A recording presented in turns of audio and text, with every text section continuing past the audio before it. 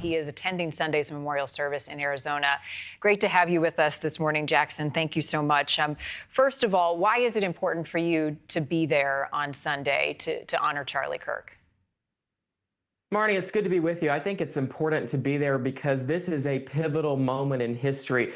This is a watershed moment, right? This is a political assassination really unlike anything we've seen in recent history. Certainly we have before previously, but I think it's important to be there to capture this moment. I mean, there are going to be thousands and thousands of people. I'm expecting there to be people who go but don't actually get in because attendance is limited. I think it's important to be there for that moment and talk to those people, hear why Charlie Kirk inspired them, why they feel that it's necessary to go in and remember him at his memorial service. So I'm looking forward to going out to Phoenix tomorrow, and I think that it'll be a huge turnout. What types of conversations, Jackson, are you hoping to have? What debate are you hoping to have around the conversation right now surrounding free speech and hate speech?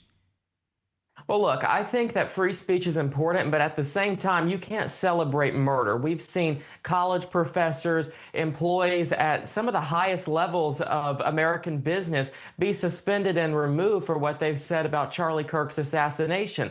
And look, I'm not someone who's for cancel culture, but I welcome that. I think it shows your true colors, and quite frankly, I don't want to be associated with people who celebrate murder, so it's certainly helped me weed out some people who maybe I would have had discussions with otherwise.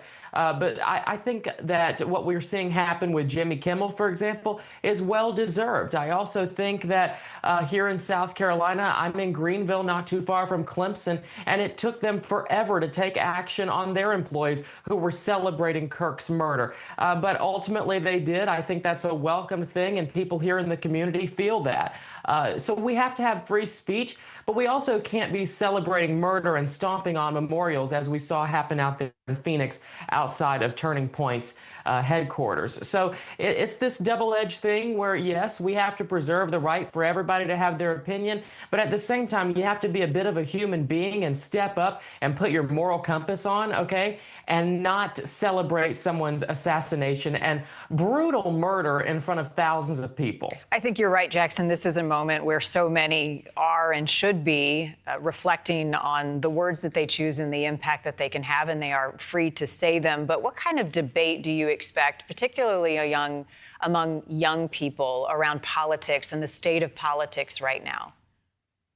Well, I can tell you what young people are doing. They're divided more than ever. I was in class a few days ago, and you have half of the class who thinks this is a great moment in history, and the other half who is in mourning and is very devastated. So I don't think that anybody is going to come together about this. I think that, if anything, it just shows where people stand. I had to unfollow some people on social media in recent days just because I can't condone what some of these people are saying. I was looking at what someone posted this morning saying that, oh, they canceled their Disney subscription because they're so sad and scared for this moment where Disney and ABC are going against Jimmy Kimmel. Grow up. Jimmy Kimmel made some horrific comments. He needs to pay for those. So, you know, I think that people are going to be divided more than ever. I wish and I hope, and I think Charlie would want people to come together and have more meaningful conversations.